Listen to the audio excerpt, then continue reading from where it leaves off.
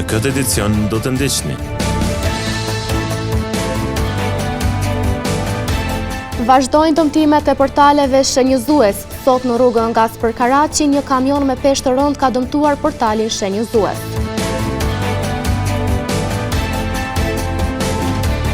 Qindra qytetar morën pjesë në ceremoninë mortore të ish ushtarit të UÇK-s dhe zyrtarit policor Përparim Saraqini.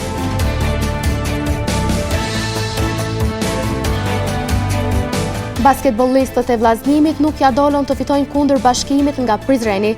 Ndeshja përfundoi në favorin e prizrenasve me rezultat 61-67. Përshëndetje, po fillojmë edicionin qendror të lajmeve këtu në televizionin Syri. Nuk janë të pakta shenjat e komunikacionit të cilat shihen të dëmtuara, edhe pse do duhej të ishin në gjendje të mirë.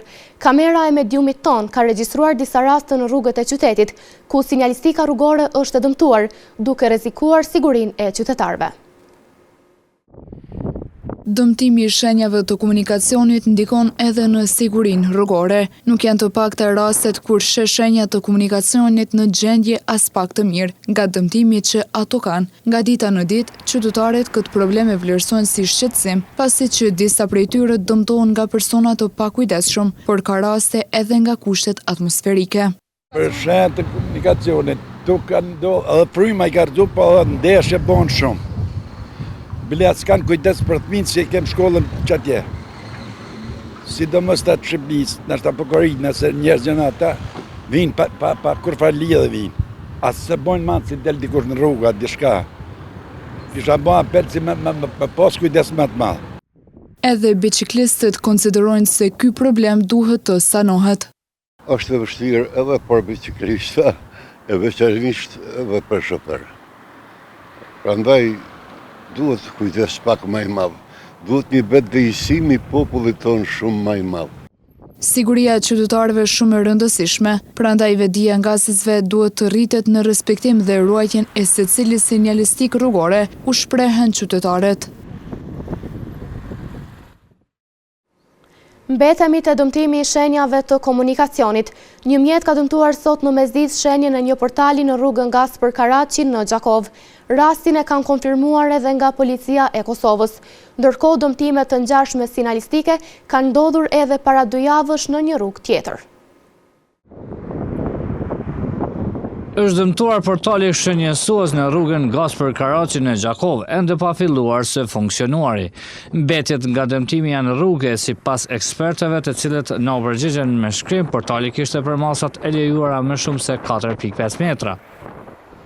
Portali shenjëzues, i cili është vendosur para disa ditësh këtu në rrugën Gaspër Karaçi, ende pa u lëshuar në punë, është dëmtuar. Sipas dëshmitarëve të cilët kanë qenë në vendin e ngjarjes, portali është goditur nga një kamion i cili po barte një eskavator dhe e ka dëmtuar pjesën lartë. Lajmin për dëmtimin e portalit nga një kamion në lëvizje e ka konfirmuar nëpërmjet telefonit edhe Sheremet Eleza i Zëdhënës i drejtorisë rajonale të policisë në Gjakov. Sot rreth orës 13:15, policia ka përgjigjur një aksident trafiku në rrugën Gaspër Karaçi në Gjakov, ku një automjet me ngarkesë ka dëmtuar një shenjë komunikacioni në portal që ndodhet në atë rrugë. Aktualisht, stacioni policor në Gjakov është duke u marrë me rastin. Kujtojmë se para 2 javësh një portal tjetër ishte dëmtuar nga një kamion në rrugën Martirë të Kombit. Për këtë dëm policia ka shpallur fajtor ngasësin e kamionit, ndërsa nga komuna e Gjakovës patën deklaruar se dëmet do të paguhen nga sigurimi.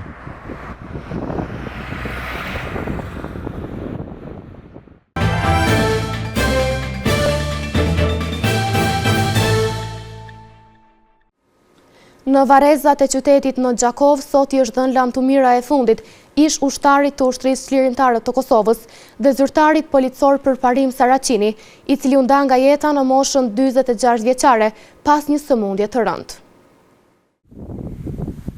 Bashkëluftar të ushtrisë çlirimtare të Kosovës, zyrtar policor, familjar e qindra qytetar i dhanë lamtumirën e fundit Përparim Saraqinit, i cili ndroi jetë dje. Me ndërime nga policia e Kosovës dhe forca sigurisë, arkivoli i ndjerit Saraqini u përcjell në varrezat e tyrbes së shefit të aut në Gjakov. Kolegë nga Policia e Kosovës e kujtuan të ndjerin si një policë të përkushtuar në profesionin e tij. Koleguin Përparim Saraqini, angazhimin e tij në Policinë e Kosovës e filloi qysh në vitin 2000 me mjaft përkushtim dhe me profesionalizëm. Të punosh në institucion të sigurisë është privilegj, po aq edhe përgjegjësi.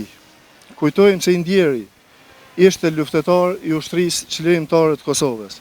Përparimi ishte bashkuar radhëve të UÇK-s në moshë shumë të re dhe ishte plagosur në luftë në një prit me forcat serbe. Ai edhe pas lufte ishte pjesë e policisë ushtarake të ushtrisë çlirimtare të Kosovës.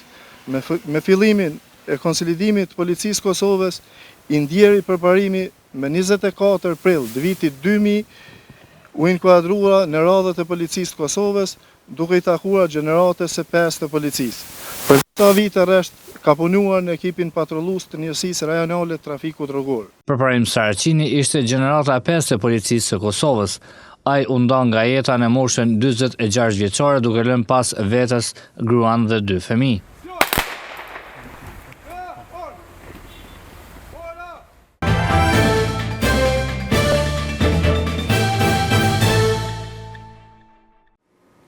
Mediat shqiptare kanë raportuar se nga mesi i këtij muaji askush nuk mund të përdorë më TikTok në Shqipëri.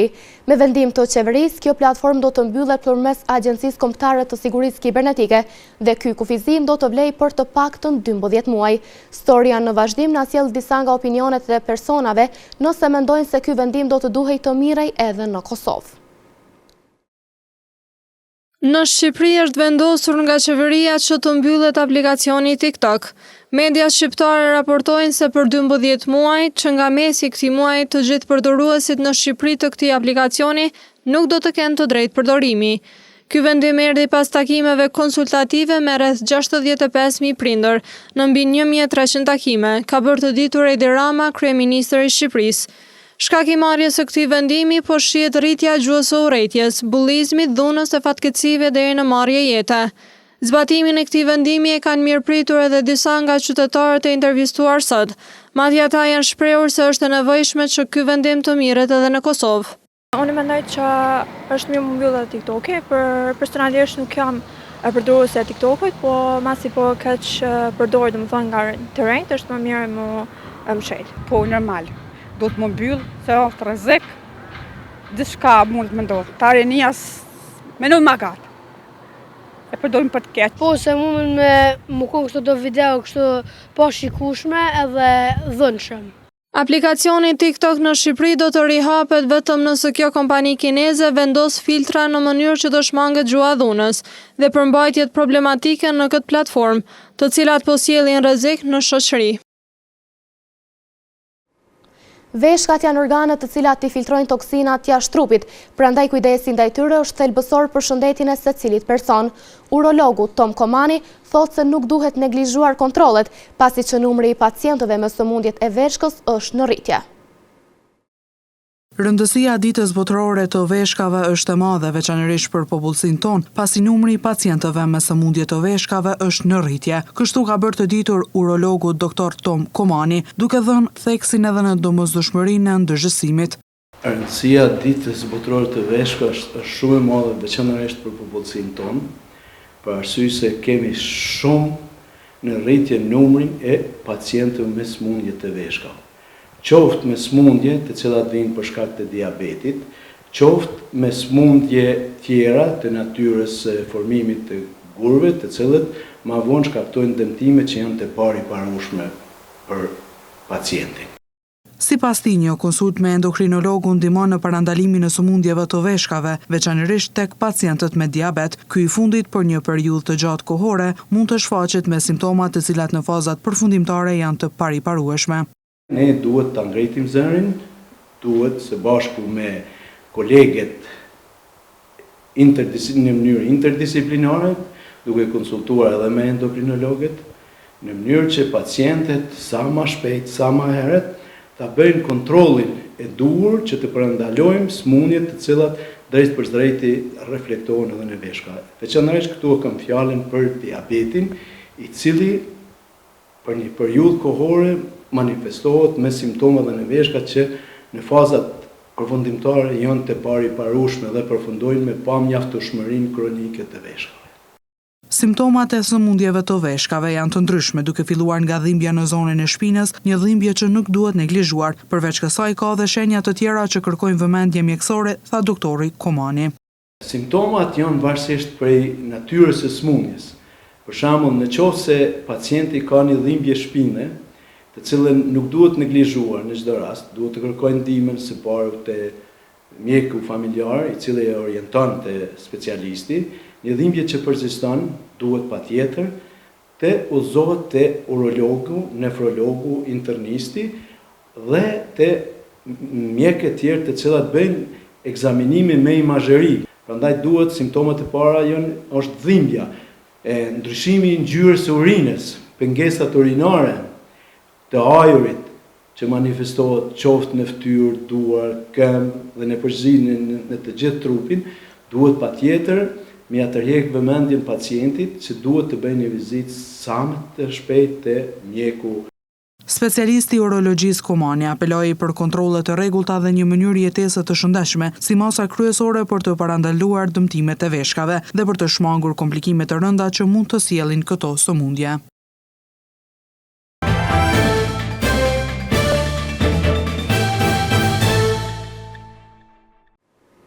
Në shkollën e muzikës Prenkjakova në Gjakov po planifikohet të shtohen edhe 2 programe të reja shkollore. Drejtori Kasriot Sada ka pohuar se interesimi i nxënësve për të regjistruar gjithmonë ka qenë i lartë, por mësimet në violin, piano e klarinet kanë qenë më të kërkuarat. Programet të mësimit në piano, violin dhe klarinet janë më të kërkuara në shkollën e muzikës Prenkjakova në Gjakov. Drejtori i këtij institucioni, Kastriot Sada, ka bërë të ditur se interesimi i nxënësve për të regjistruar vazhdimisht ka qenë në rritje. Interesimi në qytetin e Gjakovës gjithmonë ka qenë i madh sa i përket shkollës së muzikës, ka pas prurë jashtëzakonisht me numër të lartë, por edhe të një niveli jashtëzakonisht të lartë, sepse siç dihet ne paraprakisht e bëjmë një audicion ose një paratest ku fëmijët i nështrohen, domethënë për regjistrim në klasën e parë në shkollën e muzikës. Interesimi zakonisht më i madh gjithmonë ka qenë jo vetëm në shkollën tonë, por edhe në mbar Republikën e Kosovës, edhe në shkolla të tjera them evropiane ku kam pas rastin të vizitoj. Domethënë kërkesa më e madhe gjithmonë ka qenë instrumentin e pianos, pastaj është për instrumentin e violinës dhe për instrumentin e klarinetit. Nuk them që nuk ka qenë kërkesa edhe në instrumente të tjera, mirë, por këto kanë qenë instrumente dhe janë instrumente të cilat janë më të kërkuara në shkollën tonë. Bazuar në udhëzimet administrative, mësimet në shkollën fillore dhe të mesme të ulët nuk janë obligative. Atëherë ka raste kur edhe nxënësit dorëhiqen për shumë arsye, ka shtuar drejtori Sada. Numri varion i nxënësve, apo ka nxënës të cilët edhe që regjistrohen me vetdëshirë, sepse siç dihet shkolla fillore e muzikës dhe shkolla mesme e muzikës nuk është shkollë obligative. Edhe pse është shkollë e rregullt, shkollë me të gjitha funksionojnë me udhëzimet administrative të cilat janë të bëra nga Ministria e Arsimit, Shkencës, Teknologjisë dhe Inovacionit, mirë po duke mos qenë shkollë obligative, nxënësit për arsye të ndryshme edhe ndonjëherë disa nga ata që regjistrohen me vetdëshirë për arsye të tyre personale. E kur jemi për mundësinë e profileve të reja, drejtori Sada tha që kanë mbetur dhe 2 drejtime për të kompletuar shkolla. Ne siç dim në vitin shkollor, domethënë të cilin jemi 2024-2025, kemi rihapur disa drejtime apo hapur drejtime të reja, na kanë mbetur edhe 2 drejtime për të kompletuar shkolla, është instrumenti i harpes, instrumenti oboz, që këto instrumente nuk janë të hapura edhe në shkolla të tjera, sepse në radhë të parë nuk ka ende një kuadër profesional muzikor për të hapur këto drejtime, dhe siç dihet janë instrumente jashtëzakonisht të shtrenjta. Pra instrumenti harpes dhe instrumenti oboz, unë po bëj përpjekje bashkë me drejtorin komunal të arsimit në Gjakov, që të bëjmë hapjen dhe këtyre drejtimeve dhe po ashtu duhet potencuar dhe instrumentin harmonikës që kërkesat janë domethënë me vite jashtëzakonisht të larta. Aktualisht në shkollën e muzikës Prenkjakova i frekuentojnë mësimet 450 nxënës.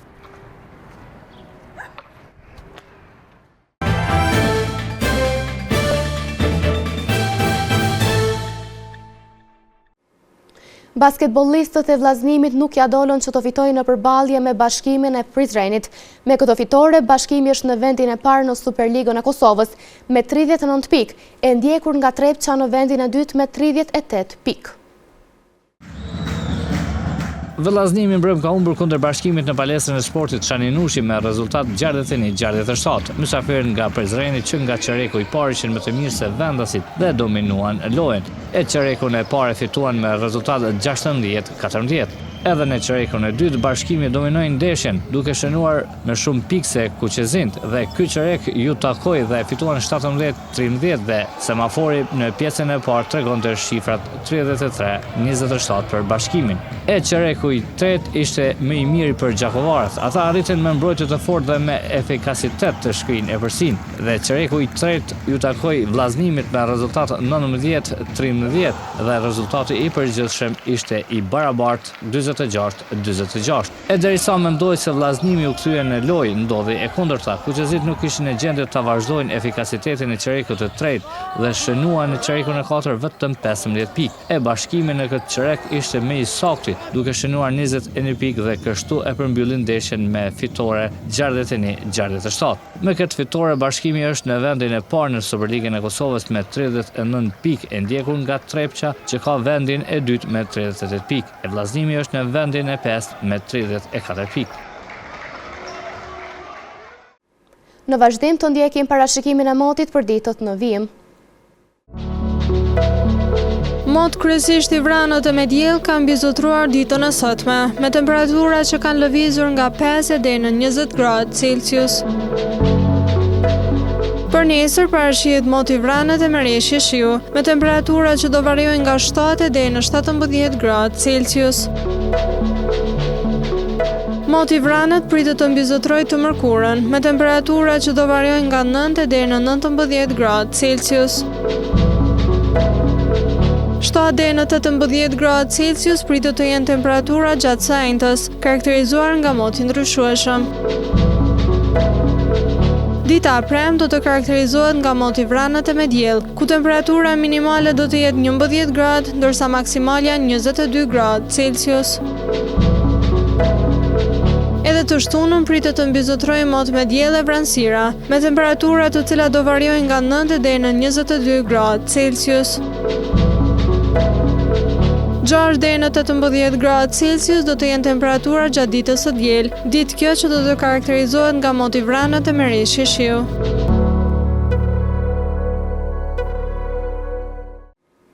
Para se të ndahemi të ndjekim edhe një herë titujt kryesor të këtij edicioni.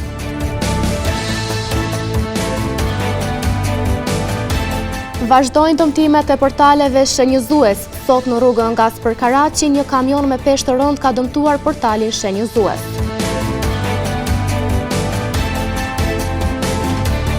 Qindra qytetar morën pjesë në ceremoninë mortore të ish ushtarit të UÇK-s dhe zyrtarit policor për Parim Saraqini.